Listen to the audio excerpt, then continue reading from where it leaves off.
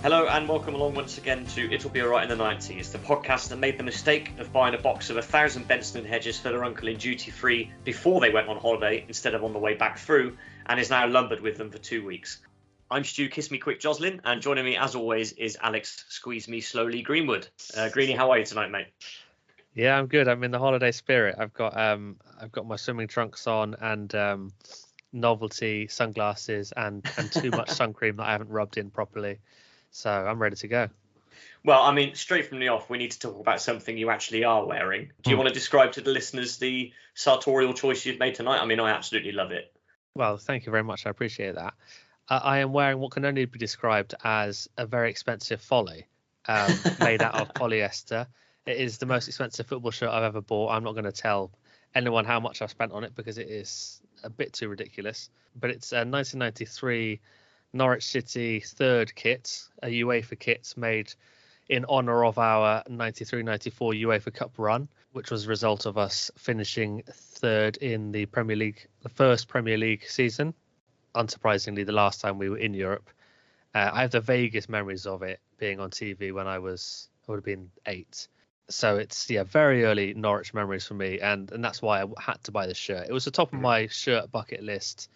I knew that I wanted it one day just because of those memories from seeing it in the club shop back in 93, 94. So I saw it for sale on eBay, Eastern Europe of all places, and repatriated it back to the UK and back to Wessex, where it belongs. Well, it's a fine thing you do, mate. I mean, like you say, when these things come up, there's no choice really. It's out of your hands, and it's provided by, or manufactured by, I should say, former sponsors of the pod, Ribeiro Sportswear. Absolutely the right decision to buy the shirt, mate. No, I don't think anybody can blame you for that. Thank you very much. I appreciate the support. Well, as we've mentioned, we're off on holiday tonight, and we're talking about our favourite holiday memories of the 90s. But before we do that, Alex, imagine the scene. Yourself, me, Geoff, we're about to close down It'll Be Alright in the 90s HQ for the summer and head off to Torremolinos on a cut price trip thanks to our friends and erstwhile sponsors at Lunn Poly. But then disaster. Geoff's forgotten to print off the boarding passes. I mean, he had one job and he's failed to do it, as per usual. Well, fret no more. Thanks to our sponsors this evening, Mitre Copiers. Simply quote the code ALRIGHT90s when purchasing direct from Mitre to receive 5% off the retail price of their award-winning DC 1415 photocopier, which, due to its compact size, is perfect for both home and office use. That's Mitre Copiers, our sponsors tonight, and proud shirt sponsors of Aston Villa Football Club. Many thanks to you guys for sorting us out tonight.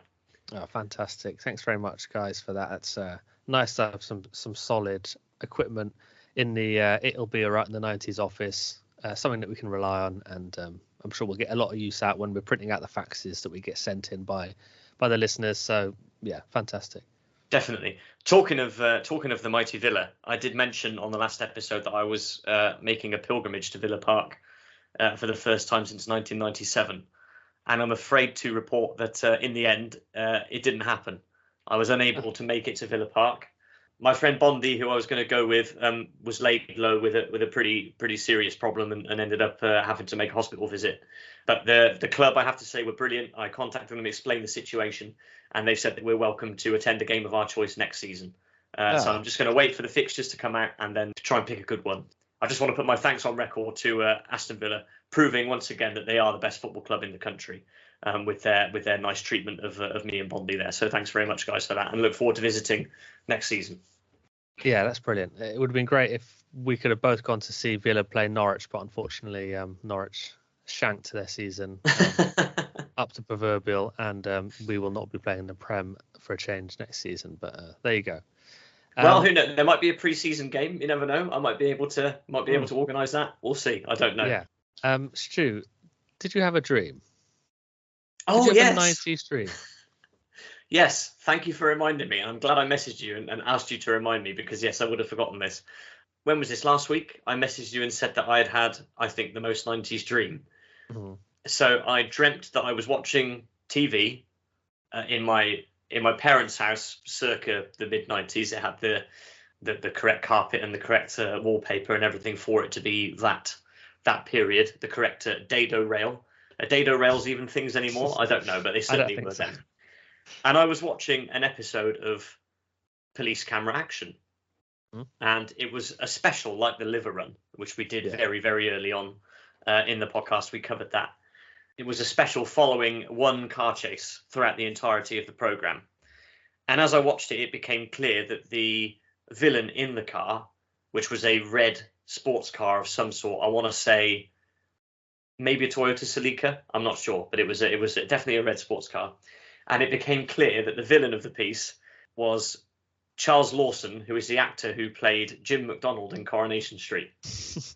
My personal favourite Coronation Street character, and we are going to cover soap operas in due course. So Charles Lawson, who plays Jim McDonald, was driving a Toyota Celica, and he was being chased because he had stolen a number of Sega Saturn consoles and games, which were visible inside the car from the helicopter that was chasing the car along. And unfortunately, it's one of those things where I didn't get to dream the end. I don't know how it ended up. I don't know if dear old Jim McDonald got away with it. If he got away with his stash of Sega Saturn games, but it was definitely a 90s dream to have, and I woke up and thought I'm going to have to tell Alex about this and speak about it on the pod. So there you go. That was my 90s dream from last week. That is fantastic. That you're right. That can go in the ledger as the most 90s dream. We don't even need to do a debate about it. You've done it. You've had it. You've had the dream. The great irony is he's never going to be able to flog those Sega Saturns because I just don't think there was enough demand, was there? So he's wasting his time. Well, it wasn't at the time. No, I think there was definitely enough stock on the shelves to supply the market. But maybe he was like my dad. Maybe he banked on the Saturn being such a hit because of the Mega Drive. Maybe he was a Mega Driver before that and thought that the PlayStation wouldn't pose a credible threat. You know, if he'd gone to the next warehouse along and stolen some PlayStation gear, then he might have been on the money. But we'll never know, will we? We'll never know. The crime doesn't pay, kids. No, it doesn't.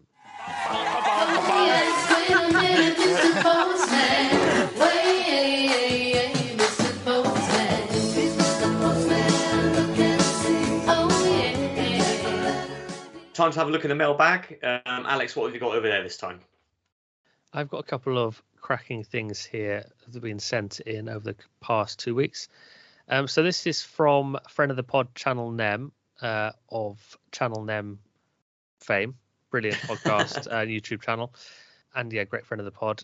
And he has sent us in some correspondence in which this relates to a conversation we had a few episodes back about dating shows. I can't remember what episode it was exactly we talked about this, but it came up. And we could only think of Blind Date. And Channel Nem has said, yeah, you could only think of Blind Date, but I've remembered a few more that might be of interest to you. The first one was Man Oh Man, which I think maybe George Ulty or someone else mentioned. Yes, I think George did. I think George did mention that one. That was the one with Chris Tarrant, wasn't it? Yeah, and Nem says so. Not so much a dating show, but the women in the audience pick the best bloke from 10 contestants, and they won a prize. I think it might have been a motorbike, which is quite a good prize. A very manly definitely. Prize. And then number 2 was God's Gift, which was basically a budget Man Oh Man presented by Davina McCall in her early days on TV. It aired on ITV late night around midnight to 1 a.m. ish. And then number 3, speaking of Davina McCall, she also presented a show called Street Mate in the late 90s and early 2000s. She tried to get a date for a single lad or lass on the street. Now, I remember this. I do remember seeing that on TV. It must have been maybe shown during the day or something for me to see it, but I do remember that. And a very early TV slot for Davina McCall, who obviously went on to become much bigger in the 2000s. Number 4 was another Channel 4 dating show called Dinner Date, which pitted 3 hopefuls trying to win a date on food alone. So think Blind Date, but without the answers in words, but in food instead. I can remember getting the application form for this show, but I don't know if I ever sent it away or maybe I just didn't get picked to appear on the show. That would have been amazing. What a story to tell if you'd been on forgotten 90s dating show just purely on food. Number 5 was Singled Out, which originally aired on MTV in the States, but then we had a UK version presented by Richard Blackwood. And then finally we have Dial a Date, which started in 1999 and ran into the 2000s. Again, another low budget late night show on ITV aimed at students. I even went to uni with someone who was on the show but didn't get picked. And they are all Channel Nem's memories of dating shows. So there's a fair few there. Who knew, you know? Yeah, absolutely. Street Mate is familiar because I think Channel 4 may have relaunched that in the last few years with Scarlett Moffat presenting it. I'm Okay. fairly sure I saw trailers for that a couple of years ago. Yeah. So that was familiar to me, but no, had never heard of any of the others with the exception of Man O' Man. So thanks for that, Nem. Very much appreciated. It's good to get a handle on all of the other 90s dating programs that we might have missed. So thanks very much for that. What have you got over there? I've got some correspondence from our regular man in the field, Alex Mitchell, who's written in regarding primary school, which we spoke about a couple of episodes ago. He says, update on craze of the month. And this is something that I mentioned that happened at my primary school, Caution Primary, where we were allowed to bring in a certain toy each month. And that was regarded as within bounds, and you were able to bring that in and play with it. He has his eldest son at Caution Primary, and he informs us that it's still an ongoing concern. Oh, wow. Small figures is the craze of the month for May, this month that we're recording the episode in, and WWE figures are allowed as well. So craze of the month still going, and it's really great to hear that the old traditions that started nearly 30 years ago now are still being upheld in the playground. So that was really nice to hear. Thanks so much for that, Alex. The other thing he mentions is he regards this as a vaguely amusing story. So he says, I moved to Northern Ireland when I was in year 4, and I was put in year 4 when I started school there. For a couple of days, I was regarded as an absolute genius. Unfortunately, the school realised fairly quickly that their year 4 is England's year 3, as they call reception year 1 rather than reception. And so consequently, I was moved up to the correct year. It was a shame, really, because I quite enjoyed knowing all of the answers for a few days. Yeah, why didn't you keep quiet, Alex? Yeah, you could have excelled all the way through to university and beyond. So yeah, no, I wouldn't say that's vaguely amusing. I'd say that's very amusing. And thanks very much, Alex, for writing in as always, mate. Very much appreciated. And we've got something here from husband of the pod, Craig Fletcher, who is responding to our Games of 1995 episode, which was a couple of episodes back now. And he says, Command & Conquer came out in 1995 and absolutely blew my mind. It was my first experience of an RTS game, which I think must mean real-time strategy, a genre I've come to love, from Command & Conquer to Age of Empires to Kessen on the PlayStation, and more recently the Total War series. To my 11-year-old mind, the game was like nothing else I'd seen or played before. Building up your base, fending off attacks and building your army, progressing through missions and unlocking bigger and better units, brackets, mammoth tank says the GDI, oof. I was still playing games on a Sega Mega Drive when this came out, and my PC could barely run it. Definitely got jerky as hell once there were too many units created, but I didn't care. The intro videos to missions are probably not aged well and would appear cheesy as heck now, but I bloody loved them as a kid. And my point about the Mega Drive was to highlight just how much of a step up this game was. All I'd been playing previously would have been platform games, World Cup Battalion 90, with its top-down view, and similar 2D games. So this was a huge step forward for gaming. So thank you very much for that, Craig. It was a massive game and a big franchise that's obviously carried on for a long time. So I can't imagine what that would have been like playing that for the first time after the sort of games that were around on the Mega Drive back then. Childhood best friend of the pod, Matt Coe, was a very big Command & Conquer fan. I remember he had the soundtrack CD, which we used to listen to. Right, Stu, I've got a new feature for you. So I'm surprising you with this. Okay. Yes, it's a new feature, and I'm calling it the Dark Ledger. Now, this is a feature where I read out a list of people who I've contacted in the last 2 weeks, asking them for some pod interaction of some sort, and they've just ignored my messages. So I will now read out a list of podcast and Twitter accounts who have ignored my messages over the last 2 weeks. I'm joking, of course. I'm not really going to do that. It's an idea. Anyway, maybe in the future we'll do that.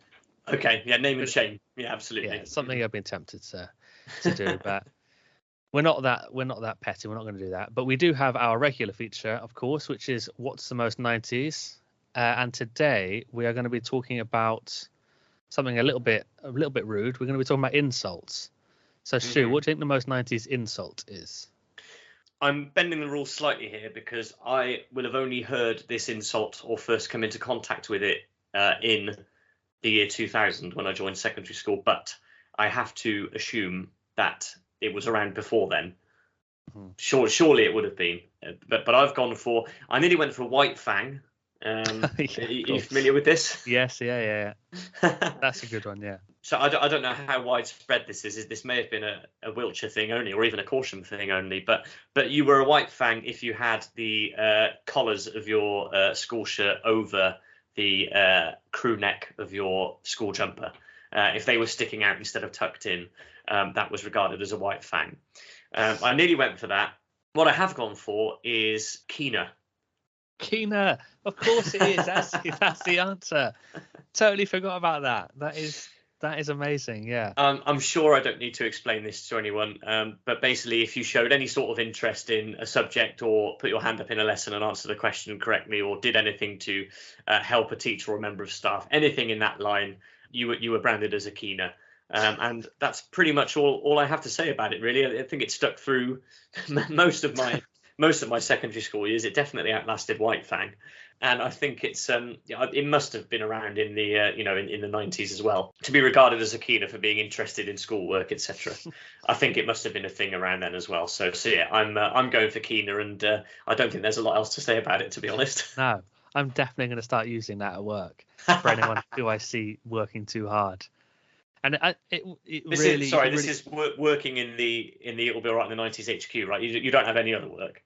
Oh yeah, no, that's my full-time job. Yeah. So when I'm in It'll Be Alright in the 90s office, maybe when Geoff's out, I'll start bandying that around to anyone I see trying too hard. But it was really emphasised. The word keener really emphasised the Wiltshire accent, didn't it? Because you'd go keener, so I wonder if it's how widespread it was outside of the Wessex region. Where it fitted so nicely with the accent, but that's great. Yeah, I totally forgotten about that. I just remember there was some sort of metamorphosis took place, and Beaner entered the schoolyard language as well. So I think it meant the same. But yeah, as well as being a keener, you could be a Beaner. So that's that. When I was thinking about, I mean, you naturally go to school when you're thinking about insults, don't you? Because if, like us, you went to school in the 90s, that's where you're going to hear the most insults of all.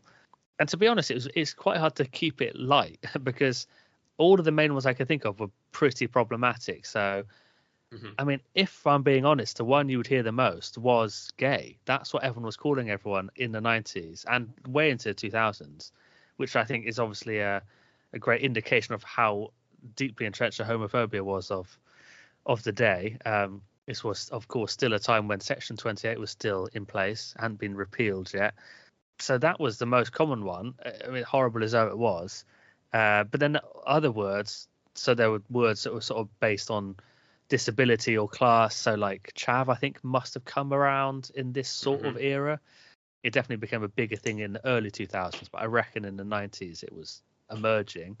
And then the equivalents that we had in our school were townie, which I think means something else, not sort of now, but back then it just meant someone the same as what was used for chav was used for.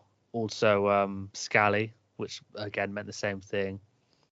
So all those sort of horrible words that have all this prejudice and inappropriate, problematic sort of nature. And then to keep it a little bit more light, all I could think of was div. But then I don't know if do you think div is 90s, or do you think it's just survived into the 90s and then died out subsequently? Yeah, I think so. Much like my choice, it must have gone across the decades, but it's just when we've come into contact with it and heard it being used the most. So I think that's a fair choice to make.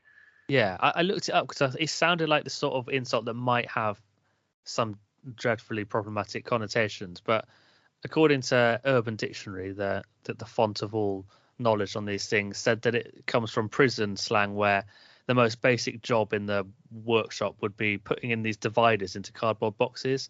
So you'd be called a div if you did the most basic job in the prison. So if that's where it came from, I don't know, but it's not a word you hear anymore, div and divvy.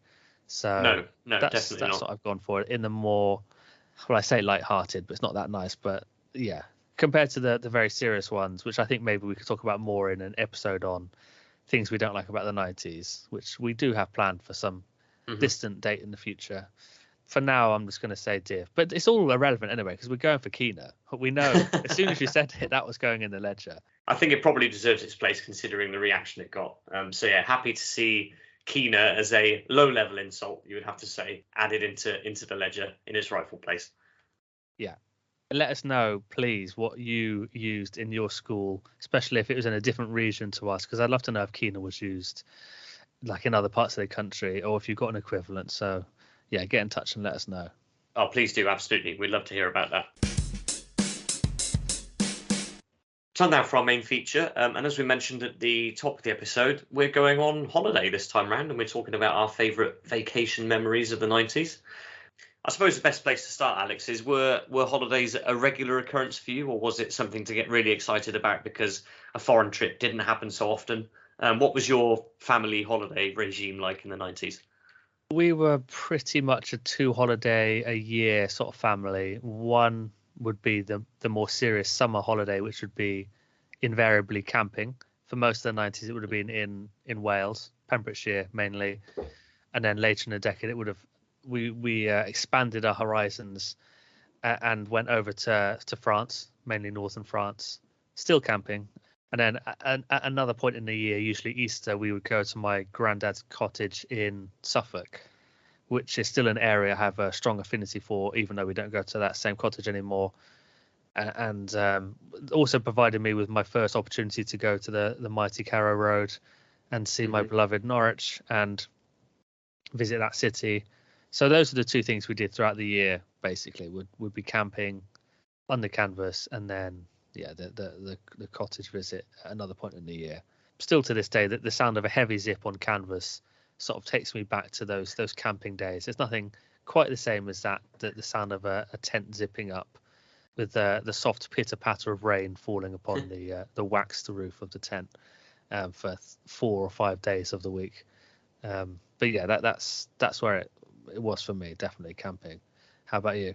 You make it sound so bucolic. I was going to say, does it send a shiver of bad memory down your spine? But it sounds like it was all perfect and positive. No, it was. I loved it. I never had a bad family holiday. Never had one that I look back and think, oh, that was a bit of a nightmare. So, I mean, so grateful, so lucky for that. And I know a lot of people would have had pretty bad memories and stuff, but not for us. We had it good. So grateful for that. Oh, that's lovely to hear. My folks weren't a camping family at all. So what I'm told is that there were a few seaside trips when I was younger. There's one that regularly gets referred to at family gatherings in Padstow. On one of the days, I was the worst behaved I ever was as a young child. And there was some incident with hot sand as well, where my mum put me down on the sand without any socks or shoes on, but the sand was really hot and she was sitting on a towel and hadn't realised, and I sort of jumped back on the towel because it was too hot for me. In the second half of the decade, beginning in 96, we were actually lucky enough to go on 3 foreign holidays. So we're talking Mallorca 96, Jersey 97, and the Netherlands in 1999. And that Dutch trip, incidentally, is still the last time my parents have left the UK. Since they touched back down from that trip, they have not been anywhere. They have not left this country, despite numerous attempts to encourage them and get them to go somewhere and enjoy themselves. They're quite happy with Lyme Regis. Thank you very much. But I've got lots of memories of these 3 holidays to tell you about. So that's good at least. Yeah. The Netherlands is a slightly unusual choice for a family to go on holiday to. Where was it, like a city break or in the countryside, or where were you? Well, we can start there if you like. So my dad's mother was Dutch. We went to stay with Tom and Marega, who my parents are still in touch with today. And I'm not entirely sure how they're related to our family, but they are distantly related through my dad's family. And we went to stay with them in a village called Netterden, which is actually near the German border. And we went over to stay with them in the May half term of 1999. And that was a really good trip. I remember arriving at their house, and the stairs up to the first floor of their house, it was like a ladder. They were so steep, it was unbelievable. I've never seen a set of stairs like it.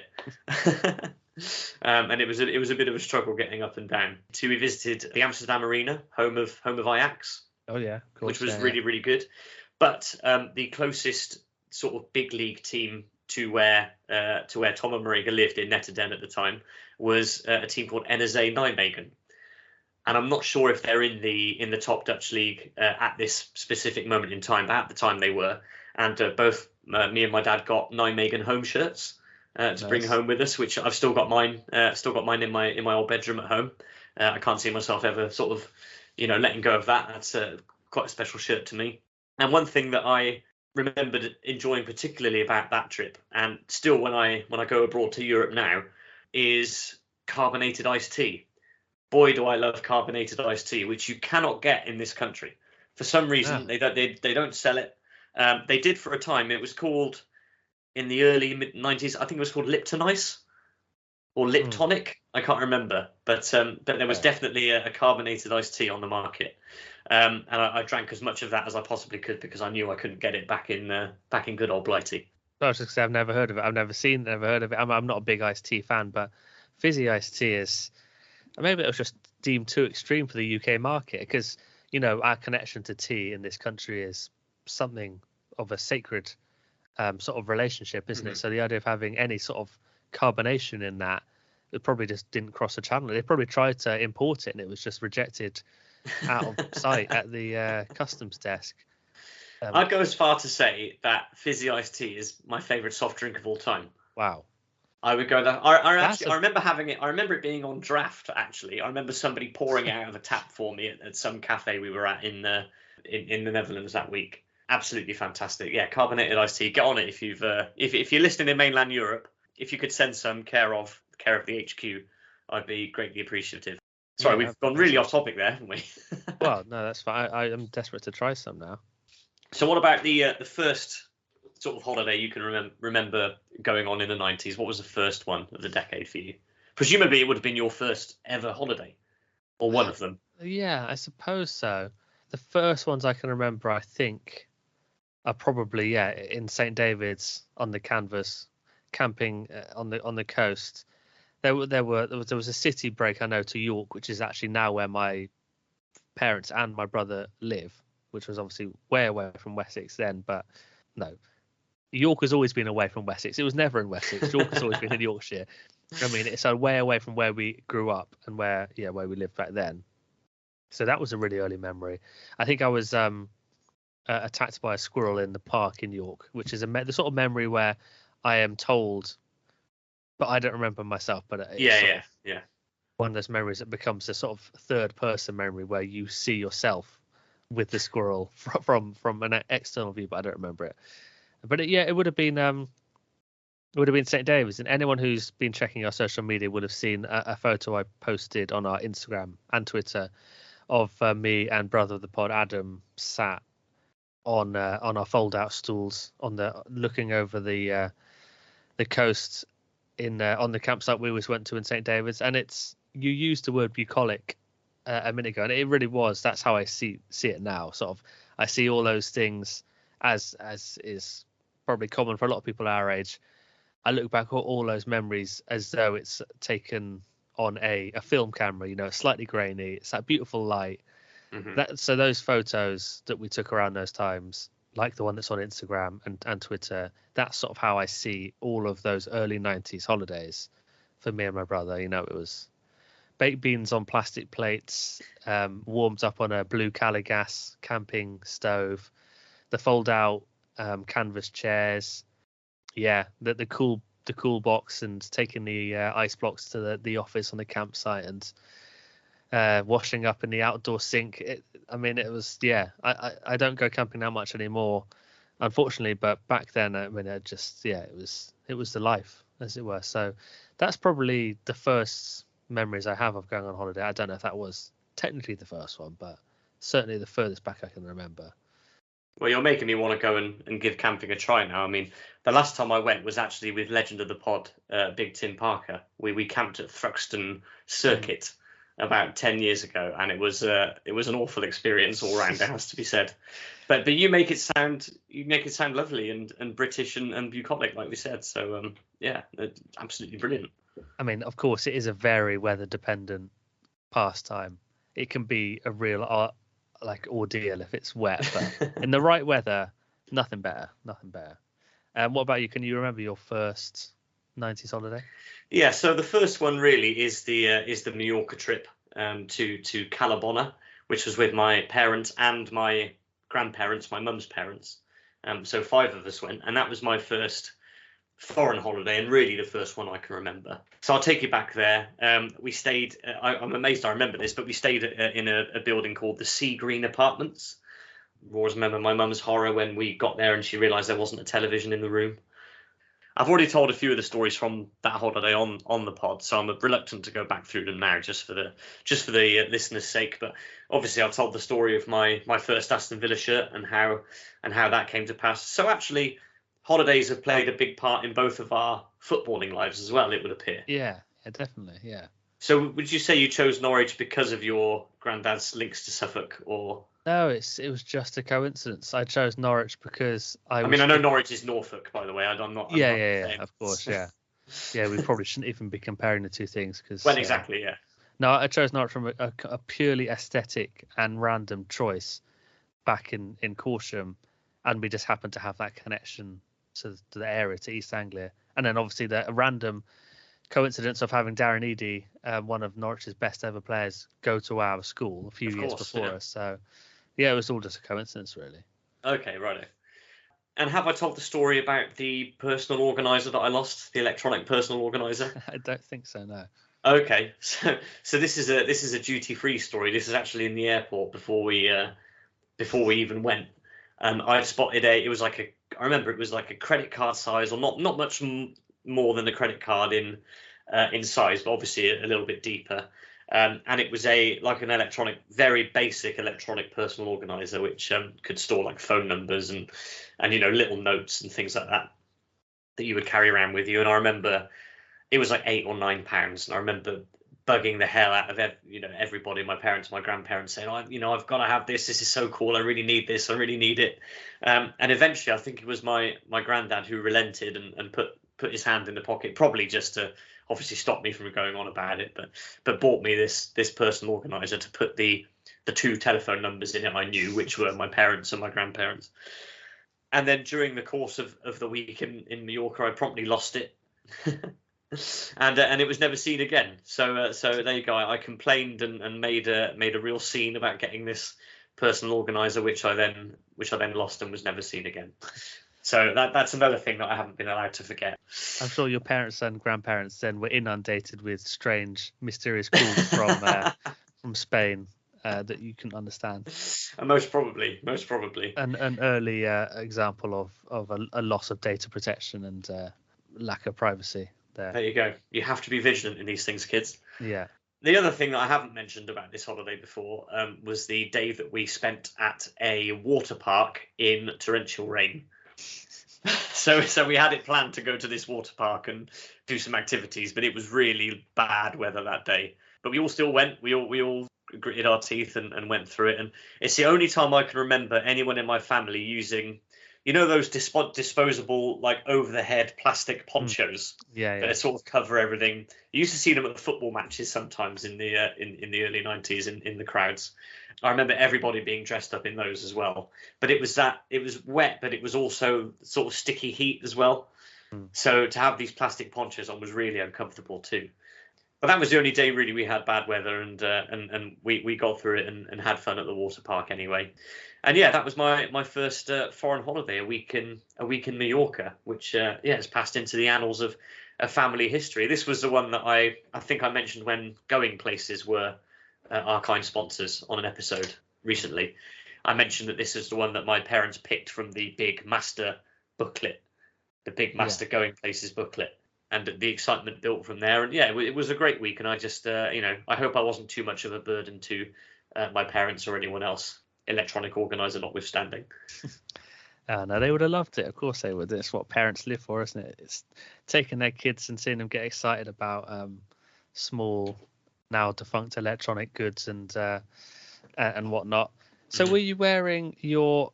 I'm slightly confused by the image of you at the water park. Were you in your swimming costume under a waterproof poncho?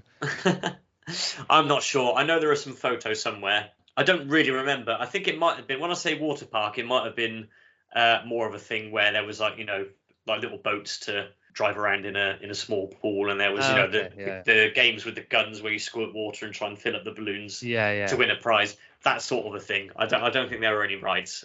I'm sure that my dad will listen to this and put us straight with some correspondence, hopefully. So then, I know something that I think of a lot with summer holiday, well, specifically summer holidays, but all holidays. I think we're kind of talking about summer holidays here, aren't we? Really? I think so. Yeah. You can have a holiday anytime, but I'm thinking mainly of summer holidays. And our main form of transport wasn't the Boeing 737. It was the Mark IV Ford Escort, the very hot back of a Mark IV Ford Escort, specifically for me and my brother.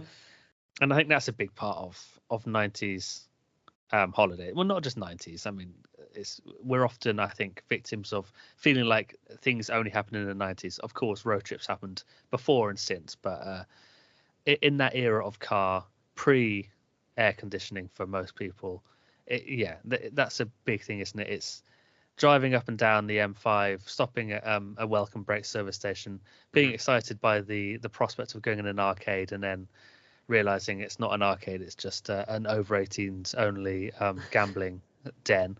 What is with that, by the way? Because that still happens in motorway services today. And why is there a little cordoned off room with a load of fruit machines in it? Why? I don't know. It's like saying, when you're on a long road trip, the things you have to stop for are going to the toilet. There's nothing you can do about that. Getting petrol because you don't want to run out of petrol. Maybe getting something to eat because you're starving, and fulfilling your gambling addiction, or satisfying your gambling addiction, I should say. They're the sort of four things you have to stop for. There's no other option, so that's why they're all in there, I suppose. That's all I can think of. It's very strange, isn't it? I've never really worked that out, but I suppose then there must be there for some reason, presumably profitability for the motorway service operator. If we're getting down to brass tacks, but there we go. I've never seen one of them full. Have you? Imagine how surreal that'd be to pop into the toilet and walk past that and see it absolutely crammed full of people.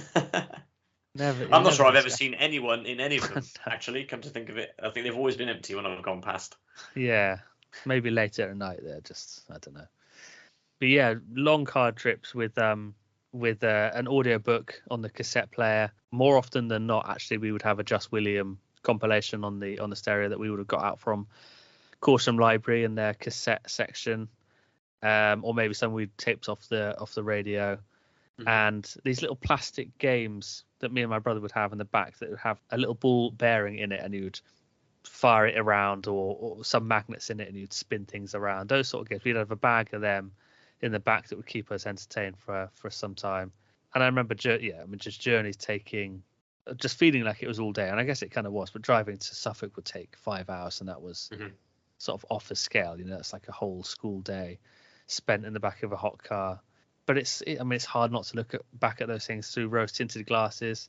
I mean, I still love a road trip in the right circumstances. It can be nothing better than a car journey with friends or family. So I suppose that's where it started, and yeah, something you miss a bit, I think, if you go abroad. You'll get on a plane and you're there, but sometimes a good long arduous car journey can really help you appreciate your arrival wherever it is. So I sort of miss that somehow. Definitely. I mean, I have fond memories of journeying to a place called Blue Anchor Bay in Minehead, in my dad's Mark II Ford Fiesta Popular Plus, which has also been mentioned a lot on this podcast. And my attempt the car didn't have a stereo, and I had a little sound system that was in my bedroom with like a tape player and a little radio. So I'd brought it down and put it on the parcel shelf and attempted to get the radio to work on the way down to Minehead in order to give us something to listen to. But sadly, that never worked. But yeah, that was a road trip holiday. That must have been about 1995, I think. And I remember a windswept, crazy golf course, not dissimilar to the Father Stone episode of Father Ted. Towards the end of that episode, not dissimilar to that, yes. And a place called what was it called? I remember having a T-shirt and it had like a multicolored comedian on it. Tropiquaria, that's what it was called. I can't think of the correct word, but it was like a zoo, but only for things like reptiles and insects and and creatures like that. And I remember being given a tarantula to hold, and I had a snake around my neck at one point, which was really fun. I think there are still some pictures of that if I can dig them out. So that was a great experience as well. That's the main sort of road trip holiday I can remember down there to Minehead in the Popular Plus. Yeah, I mean these were definitely before the days of having screens built into the back of the headrests of cars and sort of Nintendo DS's and phones and all sorts of handheld devices. This was the proper spit and sawdust days. So we had to earn those arrivals and sort of keep ourselves entertained. So I think my parents' best hope was that I would fall asleep on the way down. I think that was their number one result, what they were hoping for. Yeah. So if I had to ask you to choose your favourite holiday that you went on during the decade, if it's not already been mentioned, what would you say? Oh, it's so hard because all those St. David's camping holidays blend into one, and I can't really separate one from another. But there was one of those trips, I suppose, where I specifically remember going down to the beach, which was just at the bottom of the campsite, and going down with the family and getting the rubber dinghy out. And it must have been one of those relatively rare days when it was really warm and the tide was out, and just got the dinghy out, and I think the waves were quite big, so it was like surfing, and it was just, I mean, it's like the best way to spend a day when you're that age, I think. And so whatever holiday that was, that would be my 90s holidays distilled, I suppose, into one memory. So I'm going to have to go for that. And I've been to that beach a couple of times since I went a couple of years ago with friends, and it's a lot smaller than I remember. It's like a little cove. Back when the way I'd remembered it was like a big open beach, but it's actually really tiny. So it was strange seeing it again. The campsite's still there, which I'm glad to see. But yes, you can't go back. You can't go back, really. True. The phrases, but that would have to be my best memory, or best holiday, I should say, from the 90s is whatever St. David's camping trip that was. Lovely. Well, I would have to go for the trip to Jersey in 1997, I think. So I was 8 years old this summer, and we stayed at a place called the Miramar Hotel, which is in a place called St. Brelade's Bay. And I was old enough by this time to appreciate what was going on, and obviously as a result remember more things about it. So I remember making friends with a group of kids at the hotel as well, which was a big thing because they were the first friends really I'd made that were outside of my school friends or anybody else I knew back at home. I remember there was a kid my age called Darren who I knocked around with for the week, and there was an older boy called Dan who we bumped into a couple of times, once on the beach where we played football, and he sort of tolerated me. He must have been about 14 or 15, I don't know, but I thought he was the coolest guy alive, and I worshipped him for that week. It was one of those sorts of relationships, Yeah. I have a very clear memory of my mum and dad arguing one evening about where we were going to eat, and then we all ended up at a Wimpy because nobody could decide, which might be the one and only time I've ever eaten in a Wimpy. This is something that comes up quite often, isn't it? Like there are still like 2 or 3 Wimpies operating in the UK. I'm sure this comes up every so often. Yeah, I think that's right. It's one of those weird things where they've somehow diminished to that size of business, but still not quite gone out of. There's still a couple of hardy franchisees holding on with grim life. Yeah, we went to a castle. I can't remember what the castle was called, but my dad fell down some stone steps while trying to take a picture and broke the camera during his fall. I really thought you'd do it yourself. Every time I bring that up, it's one of those, like I said earlier, the shudder memory. Like, yeah. So it didn't happen. You don't have to worry about it anymore. But no, I can. And I remember another thing was there was some in-house entertainment at the hotel. There was a little poster up in the bar that there was going to be a magician appearing in the bar one of the evenings, and I think it was a put on for the kids basically. So again, got the badgering tools and techniques out, and eventually wore my dad down and got him to take me down there. It didn't cost him as much as the electronic organizer had, so it was a bit of a cheaper thing to get badgered about this time. And I remember the magician, asking for a volunteer, and I put my hand up and went, me, and he looked and pointed at me and went, you, and then picked someone else. Oh man, that's a bit mean. Well, it was okay. That might be where my anxiety about having to put my hand up and speak in any sort of work meeting stems from, I suppose. Was getting shot down in that one moment. Maybe that's where it all stems from. But no, fond memories of Jersey. Second time on a plane, obviously, flew over, but it wasn't like we'd left the country, if you see what I mean. It was obviously still, because we were only in the Channel Islands, it was still a very English feel.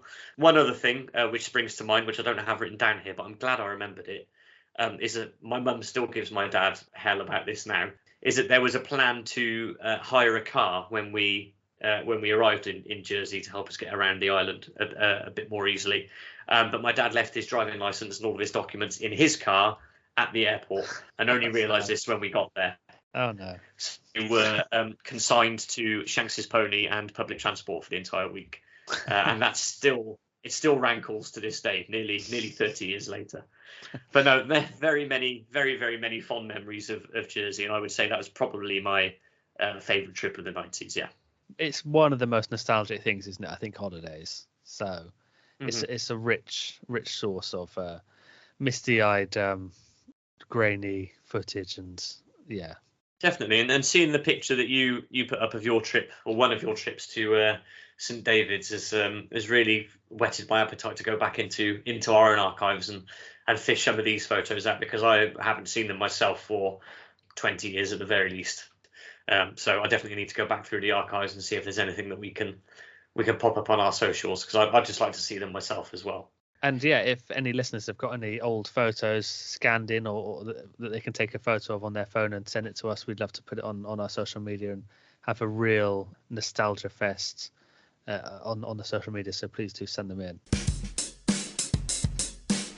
Speaking of our listeners, should we move on to our correspondence on this topic? We've actually got I think this is our second ever bit of audio correspondence from new correspondent Lou Taylor, who has sent in a voice note of some rather unfortunate mishaps that happened to her throughout the 90s. And I think we're going to play one now, and then we'll have some written correspondence, and then come back to Lou, and then do it like that, so we can break it up and keep coming back. So here's the first one from Lou. When I was maybe 4 or 5, let's say 5, so it's in the 90s, I went on holiday to Provence with my family, and I think it was quite a long journey in the car on the way home, and I just had a dodgy belly, so I had to sit on a towel on the back seat, and we had to keep stopping, and it was probably a bit gross for everyone else involved in a hot car, but hey ho. I can only imagine what that car smelled like, Stu. And I wonder where that towel is now.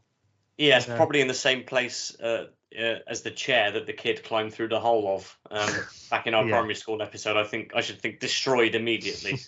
Is the only solution for that. I'd have thought so. Right, so this is from friend of the pod, Hannah Kelly, and she says, I wanted to share that I always came home from a holiday in the 90s with at least one pen pal. I loved making friends, and then we'd exchange addresses at the end and write to each other for months, sometimes years. I still have a big stack of them. It's sad that technology doesn't really allow for this so much anymore. I guess I then went on to email holiday friends, but there's nothing quite like that feeling of receiving a letter from a friend in the post. One holiday friend was a Turkish boy, and I think he and his family hoped we'd marry one day. That pen pal friendship didn't last too long. I wonder if the joy of writing letters is what led to my career as an editor, because yes, Hannah Kelly is a very successful magazine editor. So yeah, maybe that is where it came from. But pen pals, I think so. Yeah, pen pals is a very 90s and earlier thing, isn't it? Very much something of the Absolutely, past. yeah. I had a pen pal in the 90s. I had my pen pal Katie, whose grandparents lived down the road from me, and she would come and visit them from London, where she lived during the school holidays. and we would play together during the summer and then write to each other the rest of the time. And we're still Facebook friends now. We haven't actually sort of been in touch with each other for quite a while, but it's nice to still have that contact, definitely. Yeah, that's nice. Time for another mishap from Lou now. What's happened to you this time, Lou? When I was about 11, let's say 1996, we were going on our annual caravan holiday to France, and I think my dad was just driving a bit too fast on the motorway, and the caravan started to sway gently side to side, got up a bit of momentum, and then sort of toppled over onto its side, bringing the car and the rest of the motorway to a halt. And this diverted our holiday to a campsite that had a really great water park, so all was not lost. But the caravan went into the garage and was fixed, and had lots of holes in from the bikes that were in the middle, being stored. And my dad was really embarrassed, I think.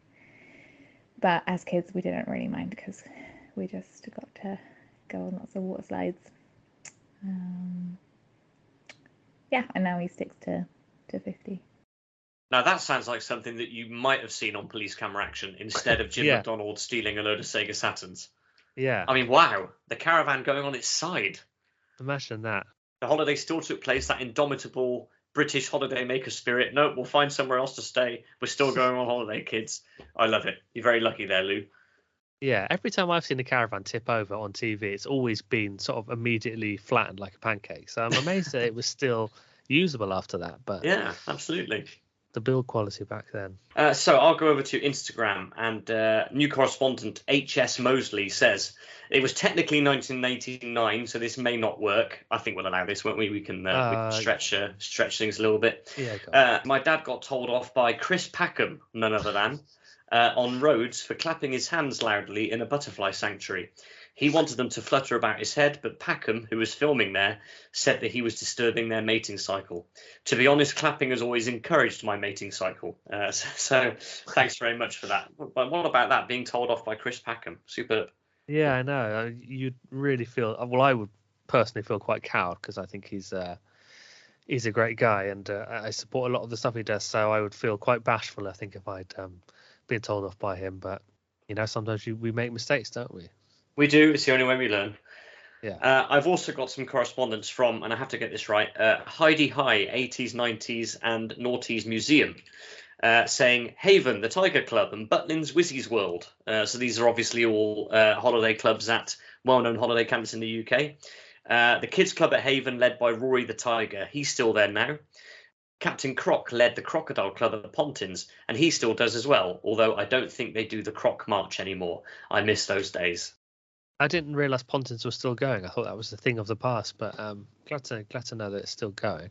Back over to Lou for her final holiday mishap. Yeah, what's happened this time? I think this was early 90s when the French lorry drivers were striking. So they were barricading lots of routes and thoroughfares across the country. And I think we'd made it to our holiday destination fine.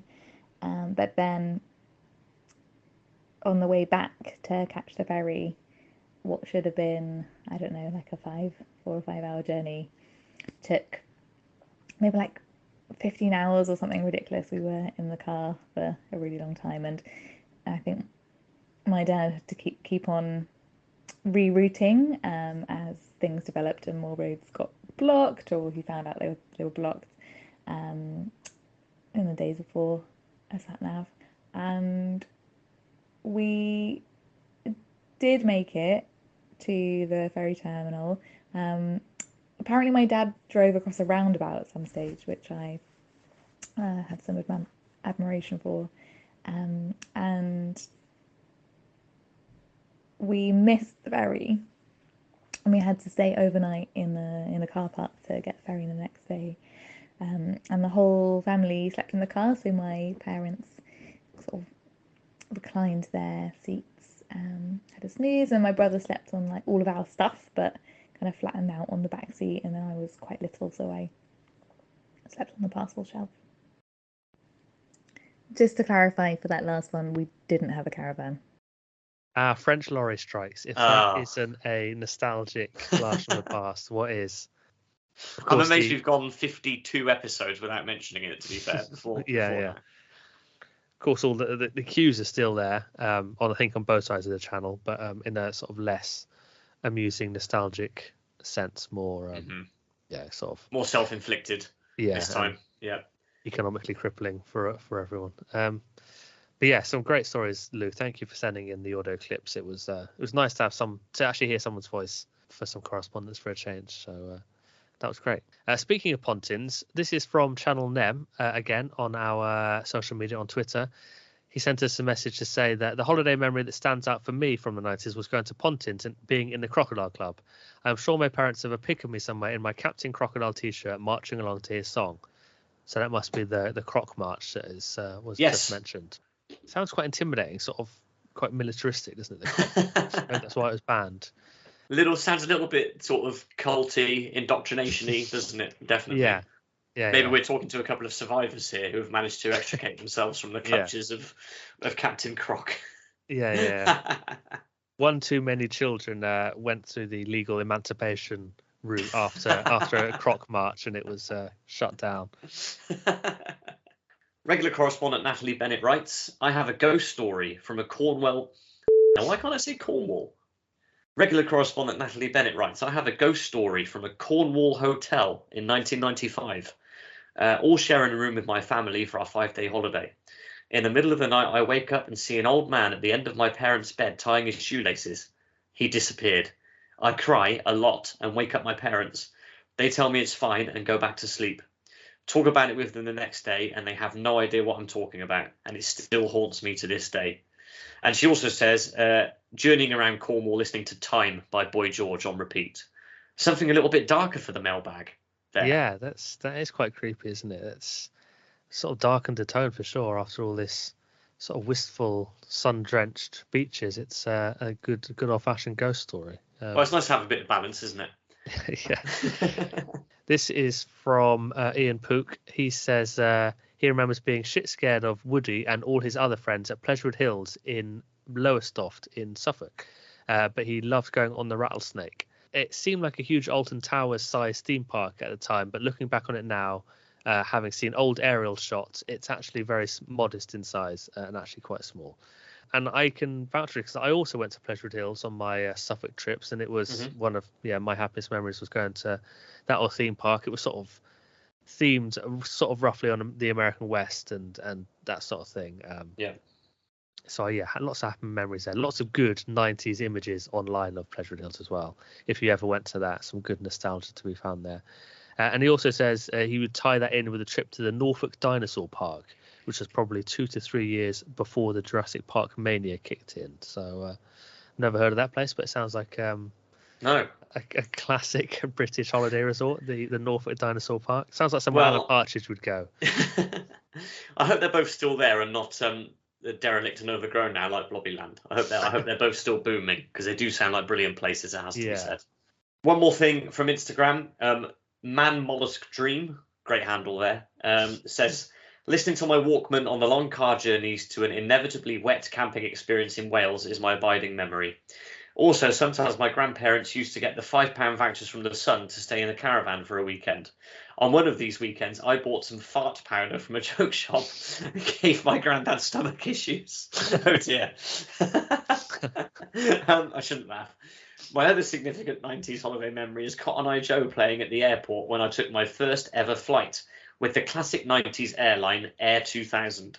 And whenever I hear it, it reminds me of Corfu 96. Another interesting point there. When did putting 2000 on the end of your business name stop making it sound ultra futuristic? I think it was about March 2000. Yeah, I think so. Yeah. Oh dear. Joke shop fart powder. That's terrible. I hope Man Mollusk Dream's granddad recovered sufficiently to not spoil the rest of the holiday. That sounds like the sort of thing that was banned very shortly after that, doesn't it? You'd have to think so. Yes, probably rightly so as well. Thank you so much, everyone, for all your correspondence. It was amazing to have such a big range and breadth of stories from your childhood and maybe adult holidays as well from the 90s. Obviously, a very nostalgic period for everyone. If you want to get in touch and tell us about your holidays from the decade or anything else you've heard on the pod, you can do so in the usual way through our link tree, which will be linked to in the episode description. So go and click on that link and drop us a message in whichever way you see fit. We'd love to hear from you. As usual, it's a blank canvas for next time. We're not entirely sure what we're going to be doing yet, but we will let you know as soon as we do. Until next time, thank you very much for listening. As always, it's goodbye from me. I'm off to book a camping holiday in Suffolk because Alex has totally sold me on the idea. And it's goodbye from me. I'm just going to fold out my canvas folding chair, spark up the Cala gas stove, and warm up some beans. Stay away from the fart powder, though. Cheerio. Bye, everyone. So what did happen in Padstow? I don't know. What in terms of my bad behaviour? Yeah. I'll just stop recording here.